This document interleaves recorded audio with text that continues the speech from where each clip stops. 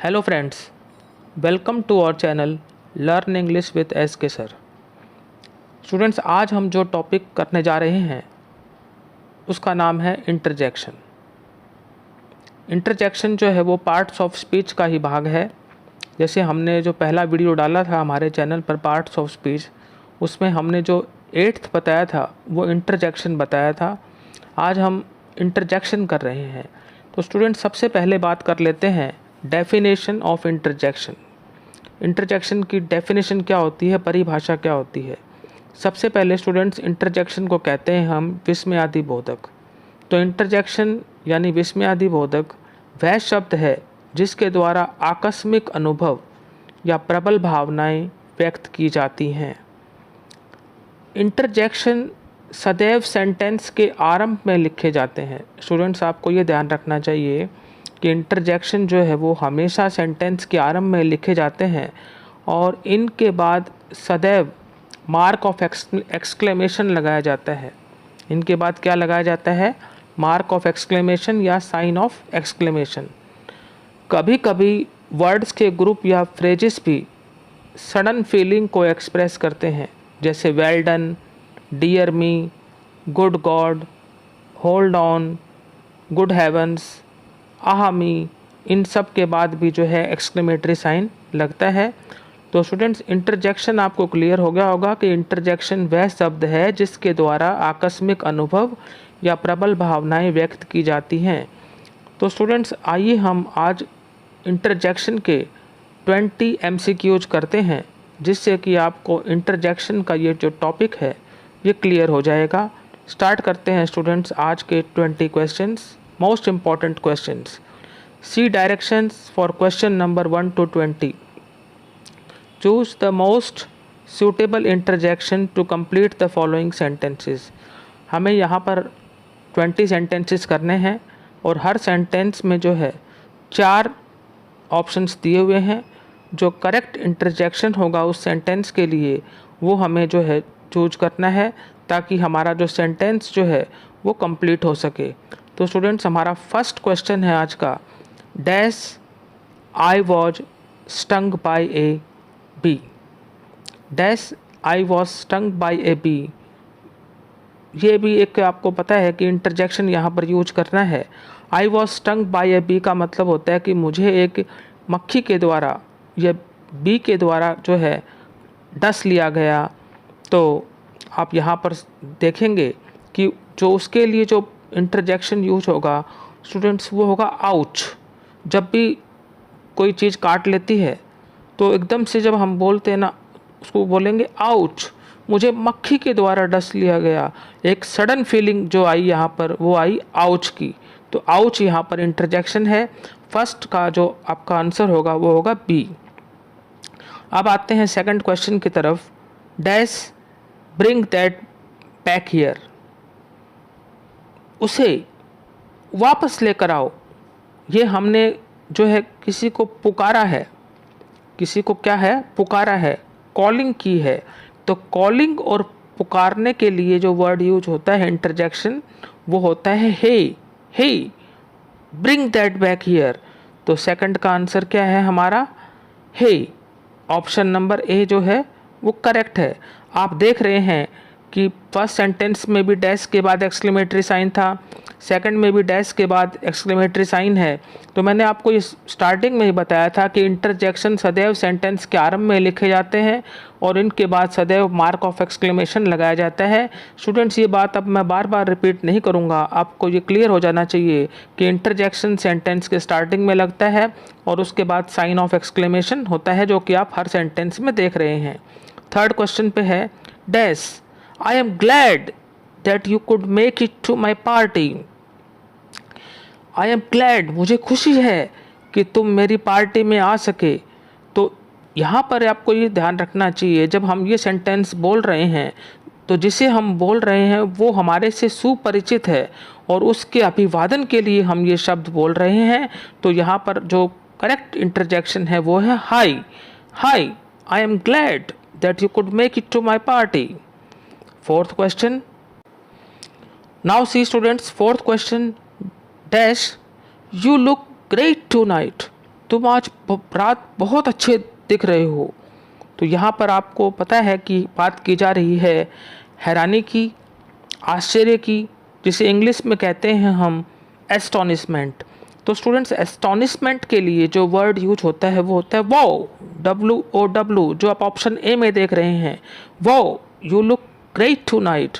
तो यहाँ पर एस्टोनिशमेंट को शो किया जा रहा है, तो फोर्थ का ऑप्शन नंबर ए वाओ जो है वो करेक्ट है।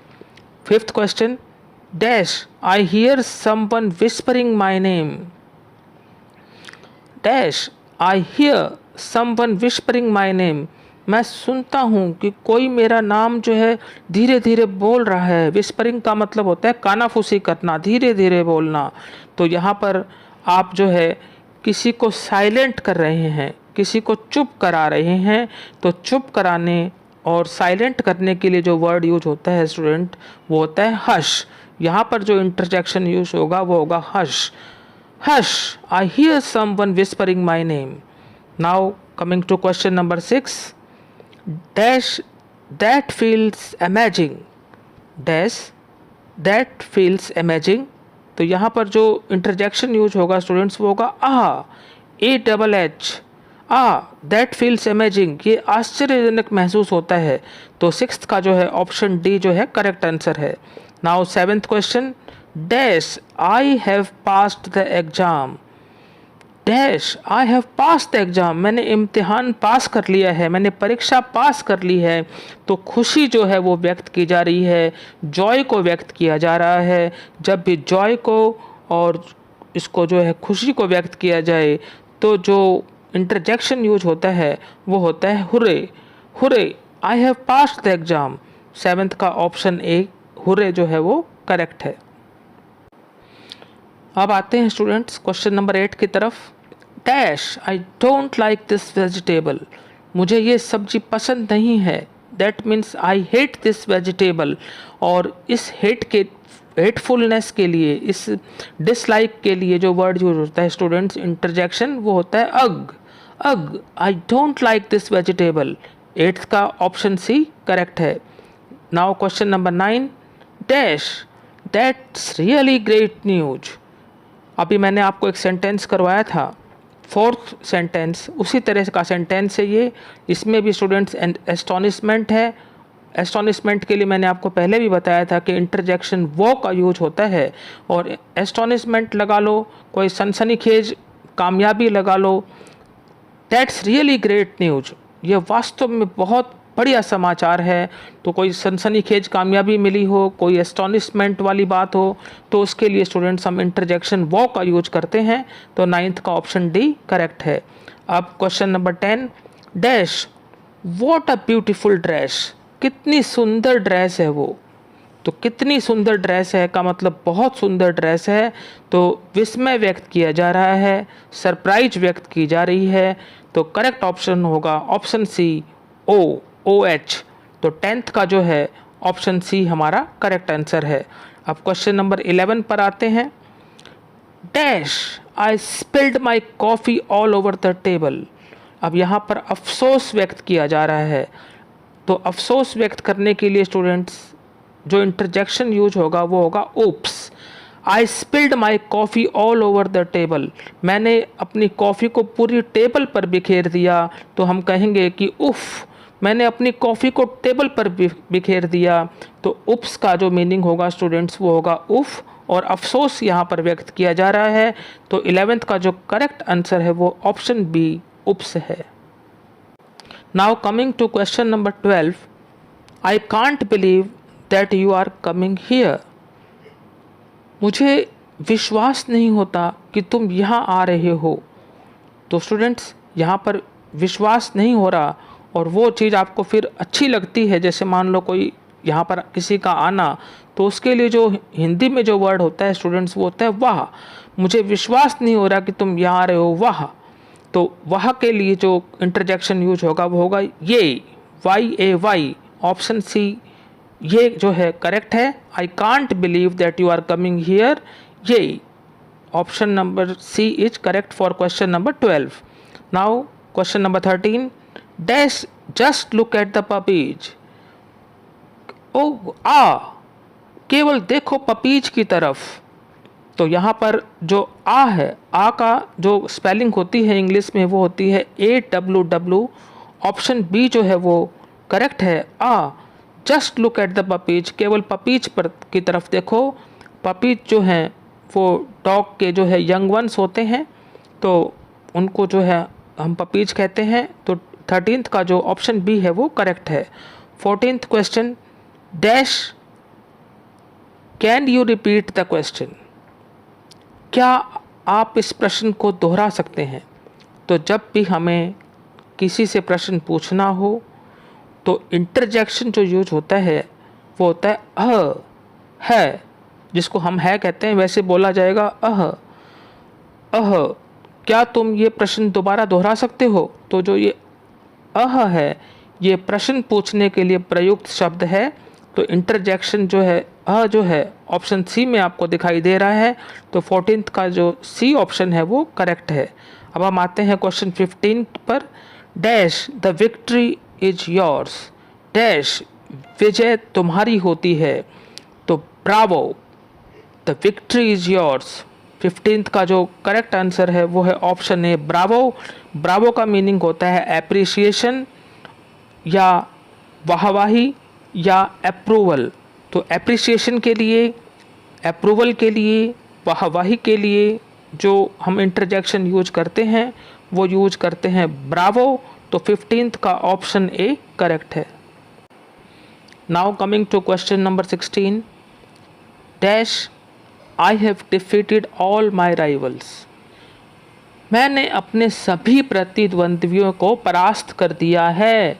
तो मैंने अपने सभी प्रतिद्वंद्वियों को परास्त कर दिया, तो इसका मतलब मेरी खुशी का कोई ठिकाना न रहा, मुझे बहुत खुशी है इस बात की। तो उसके लिए वही वर्ड यूज करेंगे हम, जॉय वाला जो पहले हमने किया था, हुर्रे।